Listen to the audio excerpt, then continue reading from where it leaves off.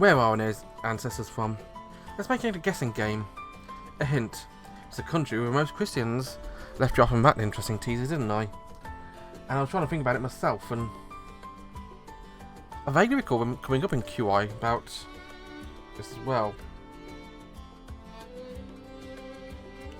I mean, the obvious choice of which country's got the most Christians would be obviously the birthplace of Christianity, the Italy or the UK. I say not exactly the birthplace of Christianity, but the main churches of Christianity, the Church of England and the Catholic Church, are from England and Italy. Well, Vatican technically, but yeah. But those are relatively small countries compared to other places. Mine would immediately go over to the Americas, either to North America, to the United States, or Brazil is obviously an unexpected answer. But Brazil is a very religious country. But I'll probably guess America, because she doesn't look Brazilian to me.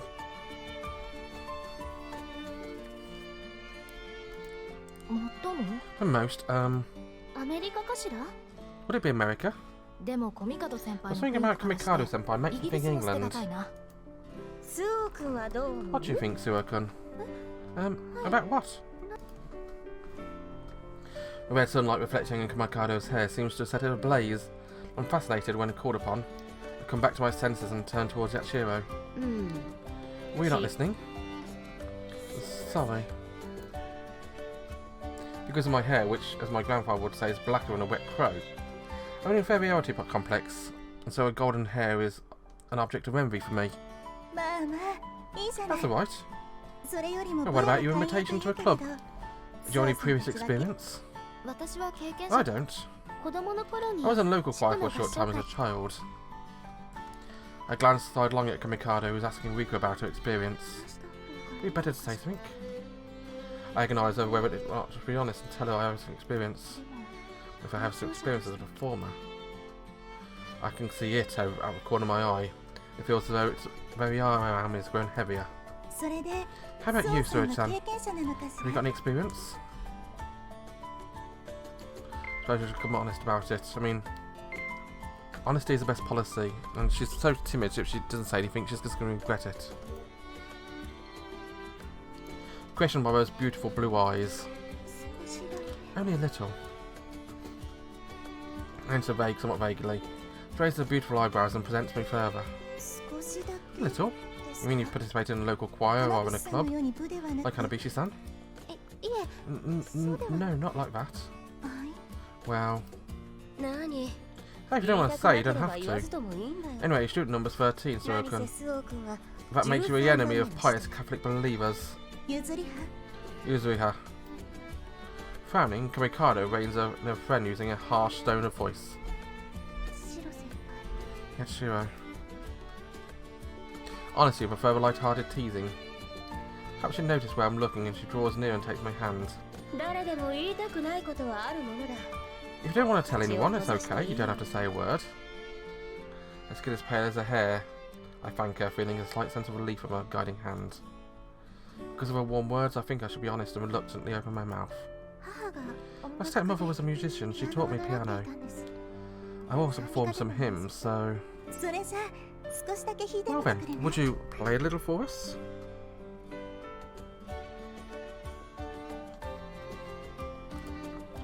She instantly asks a question. Ah, back then. Feel the air growing even heavier as I stand before a piano, my memories of which are entwined with those of that woman.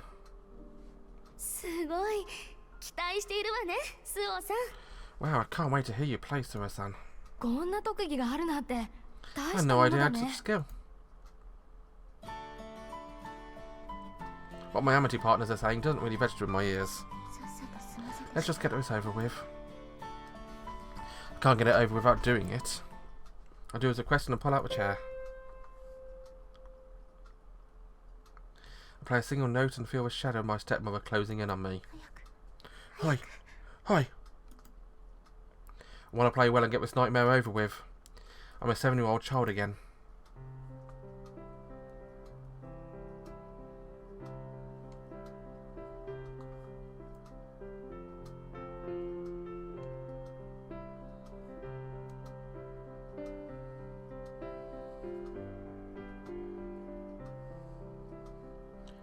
My fingers slide smoothly over the keyboard, just like back then. I intentionally immerse myself, creating a world consisting of only me and the black and white of the keys. If I do this, then I can, for a moment, forget her and that shrill voice. How beautiful. I can hear someone whisper. It's not good enough.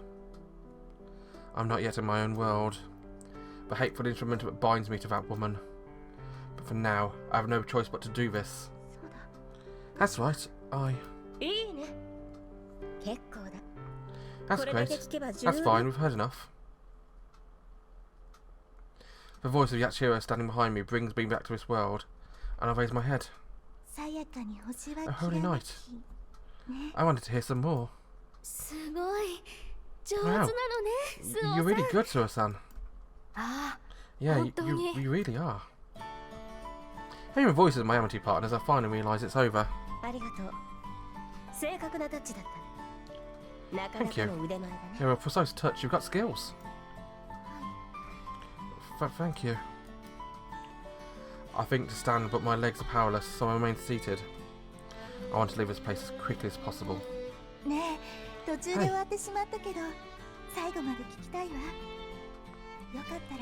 You've stopped in the middle, but I'd like to hear you to the end. Would you mind playing a little more? Once again, I feel a shadow rat woman draw near.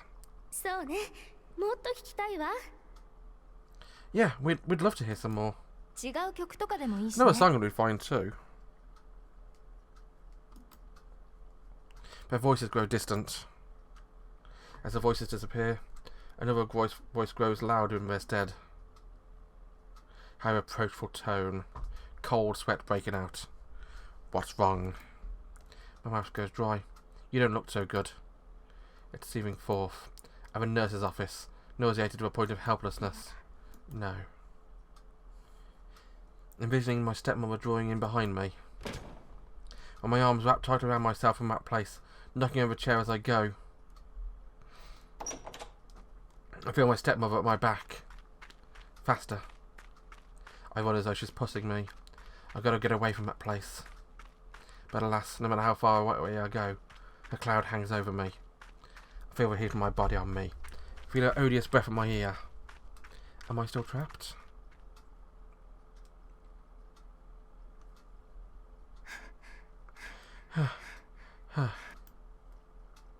I put a hand to my throbbing heart and look around. Lush greenery, so lush it feels garish. I breathe in the same air which felt so fresh when I came here, but it's now heavy with the scent of plants, making me even more nauseated. This is... I ran from a piano all the way to a greenhouse. I wonder for a moment if I ran away from my stepmother and chased my grandfather's shadow. Then, arms wrapped around my own powerlessness. Sweating body, I stumbled around searching for a place which no one could find me. It's no good, it won't stop. I try to judge whether or not this is something I can overcome. Pale and sweating, I drag myself along, deep into a greenhouse. I find a space that can't be seen from the door and crouch down. I've got to calm down. My Amitiė partners are Yachiro and Kamikado. They must all be worried. If I take too long resting, people might find out about this thing I'm carrying. Perhaps I've thought too much. As another wave of nausea washes over me and I double over. I curl over like a turtle in its shell, willing myself to calm down. I want this to stop, but all I can see is my stepmother's portrait. Guess I shouldn't have touched the piano. Just when I was thinking she'd gone. The sick feeling of that comes whenever this woman's presence. Maybe I should throw up and stop this pain. If I throw up, this unbearable nausea will go away and I'll feel better. I know this from experience, but isn't this really what I want? My voice of reason, which had nearly disappeared. I came to this academy to change. Was it really okay when I'm still running away from that woman? The very symbol of my lack of change.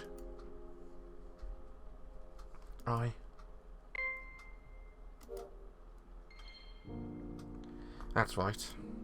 I came here because I wanted to change. So I've got to stop thinking she's here, but she's here behind me. She's separated from my father and is no longer family. Our paths will never cross again.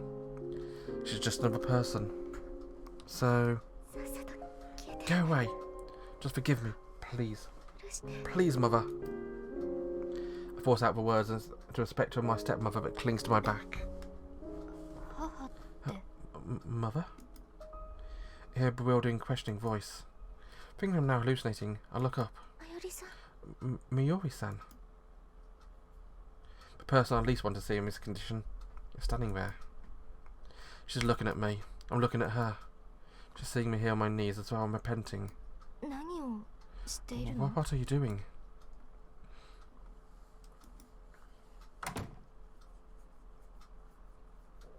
Rika leaves to go to her bathroom. The library room goes silent. Miyori sits on my bed, gazing at a bookshelf, and I sit in my chair, gazing out of a dark window. I don't think we've actually seen Yuri in her nightie. It gives her a sort of different charm. I like it. I wonder what she's thinking. She heard me beg from her stepmother for forgiveness. After staring at me for a moment, she'd wiped the sweat from my forehead with a handkerchief. When offering me her shoulder to lean on, she'd taken me to a nurse's office. On our way there, and while I was being treated by the nurse, she said nothing. She just looked at me with an expression that was a complicated mix of sadness and happiness. Having heard her in the nurse's office, Rika had come dashing in worriedly, along with Yachiro and Komikado. It seems she's not feeling well.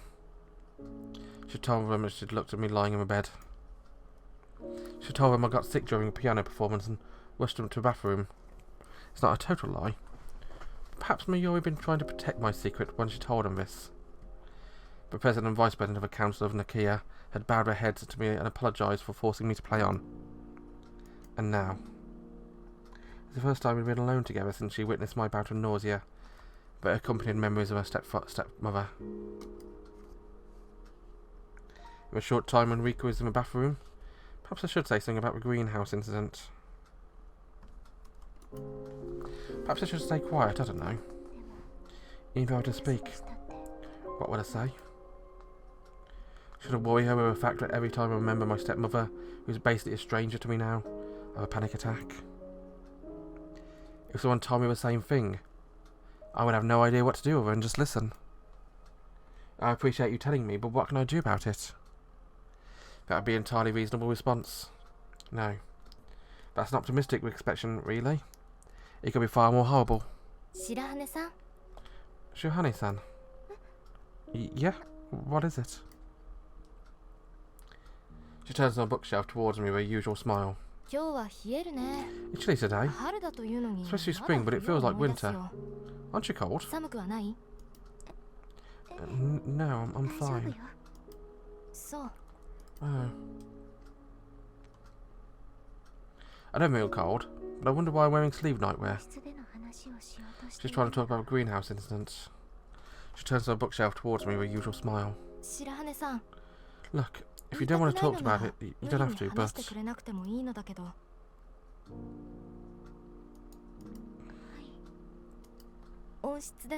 In the greenhouse, I overheard and, well... A smile fades with sincere eyes and asks, maybe I can tell Miyori-san. Perhaps I can try to be honest with her. After all, she already overheard my words to that woman.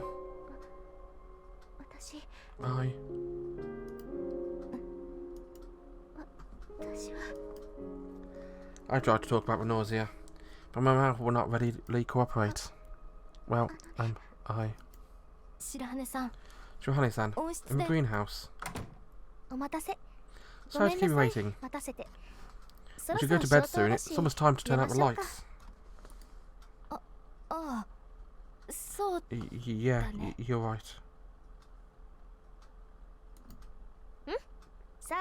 Oh. Get in bed then. I'm turning off the lights, Suoh-san.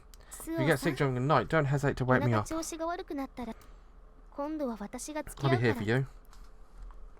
She beams at me, puts a kind hand on my back. Okay. I answer, lowering my gaze slightly. I didn't get a chance to come clean, did I?